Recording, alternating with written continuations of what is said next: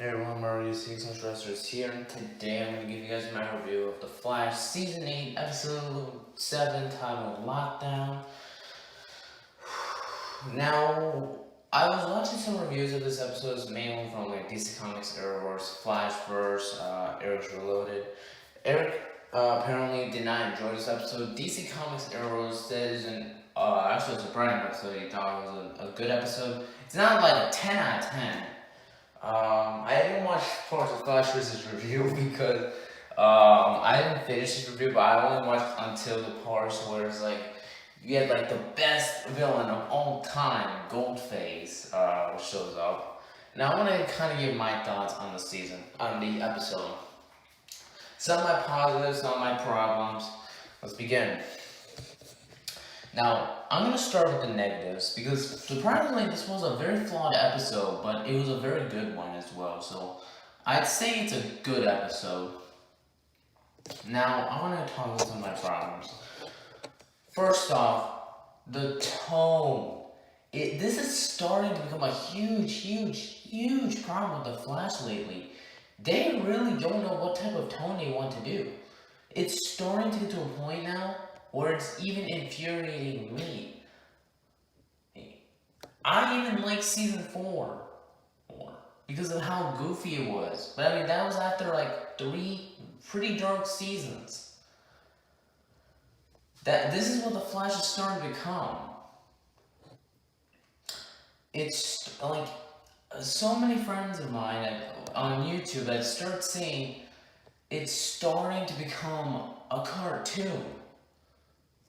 Yes, I agree with them. It's starting to become too much like a cartoon to a point now that I actually wonder if any of the previous villains, like Bloodwork or Savitar, now he would even exist in this one. I said this in the comments of other channels. The Flash has got to start taking a Walking Dead tone with the feeling of 9/11 because I think at that point the Flash is going to become a better show. I like the Flash a lot more when it's dark and serious. It's one of the main reasons I love season 3. It was dark and serious, and it also had that ancient vibe, which works pretty well with the Flash. Season 1 was also pretty dark, a lot darker than season 8. Now, I have to say, I like Goldface. I think he's a great villain. I wouldn't mind him being the main villain of season 8, but the Flash has got to start taking a darker route. Like, if I was writing the show, I would make Barry be more brutal, make the Flash look more like World War II movie, like Saving Private Ryan. I would have made it so brutal, though, that it would actually be more popular again.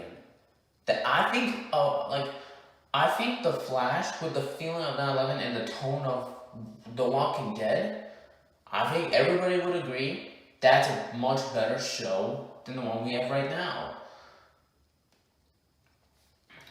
The tone is becoming such a huge problem with this show right now. Second, the Caitlin Chauvelin storyline. What was that? I'm sorry, I hated that storyline. That storyline legit nearly made me hate Caitlin. That storyline was straight up terrible.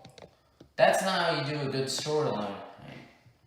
Hey, remember back in season 6 where Frost actually wanted to have her own life? Where was that Caitlin? That Caitlin was Caitlin at her best. Like, that was legit in season 6.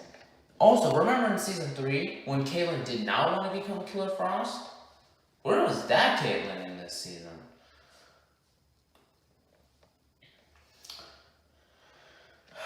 Now let's get on to the positives of this episode. For once, we actually have a story with Barry.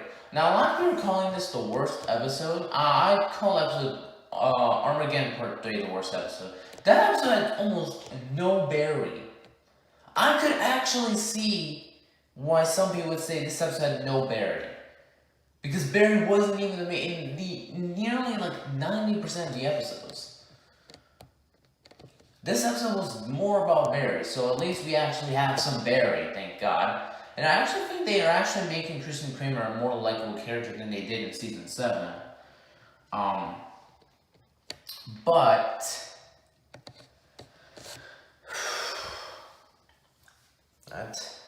like I said earlier, some things did in fact frustrate me. Like Goldface's tomb, foam tomb, whatever it's called. What was that?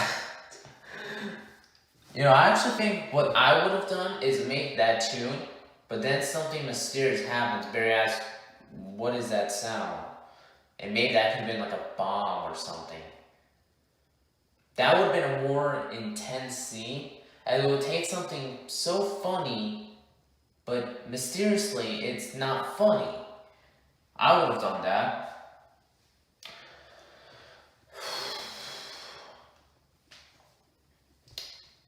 Goldie was a good villain. I'd say, so at best, I have to give this episode a D or a B+.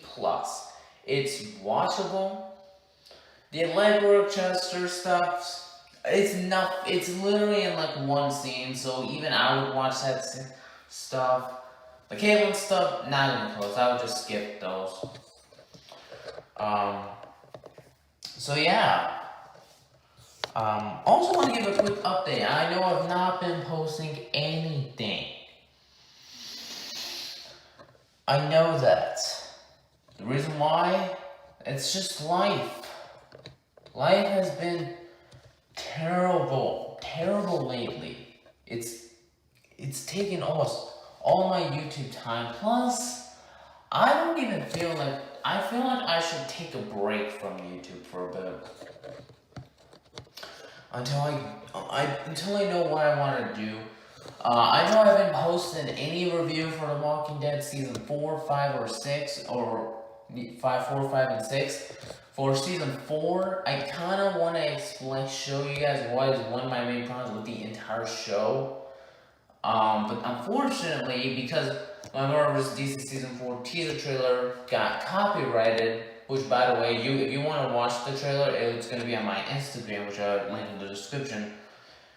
Because of that, now I'm more worried about whenever when I make this Walking Dead video, because all I want to do is just talk about one of the biggest flaws I have with the entire show, and that is, and I kind of need to show you where I just explain, like, oh, the problem is not going to do anything. But right now I'm on season 7 of The Walking Dead. It's a great show. Negan is disturbing though. And we're gonna end this video with a little Quagmire. Gigging, goo.